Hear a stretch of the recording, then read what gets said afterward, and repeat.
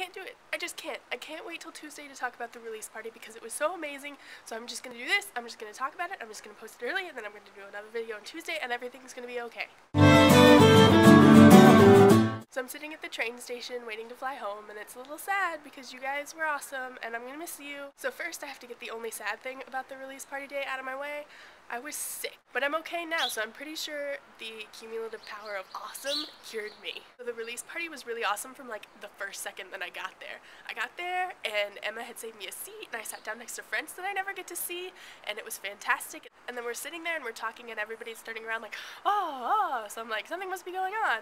And Charlie is so cool, like, and Alex Nairman were there, and they ended up sitting behind us, which was a lot of fun, but it was a little not fun because all of my friends were distracted by the two semi-famous boys sitting behind us and weren't really talking to me. They were trying to look cool and talk to them, but I'm okay with it. It's a legitimate reason to ignore me. Then it started to get really exciting. We were sitting there waiting for everything to start, and then Hank came out and he was like, hey, who was here from the last time I was in New York? And I raised my hand and he was like, oh, hey, Paige. I know that he knows my name because I did all that arranging stuff for him, but it was really cool to see that he recognized me. And then later, John came out in the awesome shot through the roof as we all stood up and did our happy dances when he got on stage. He read from Paper Towns, which was fantastic. And then Leanne and Hank sang some songs, and it was really funny because Hank came a little unprepared and didn't exactly know all the chords to his own songs.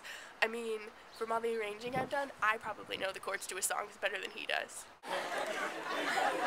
John, make funny jokes. Excuse me for thinking that you'd be prepared for my big party.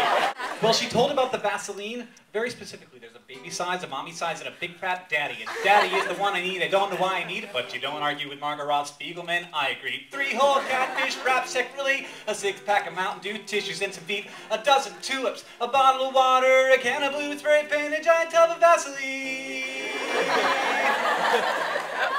I haven't heard this song yet. How do you like it so far? It's a little rough, don't you think? And there was a question and answer session, and one of the questions was, what is the most embarrassing thing you've ever done to get the attention of a girl? One time in college, John gave a girl a piggy bank and dropped her on her head. That's true, that's true. Jenny Lawton, is she here?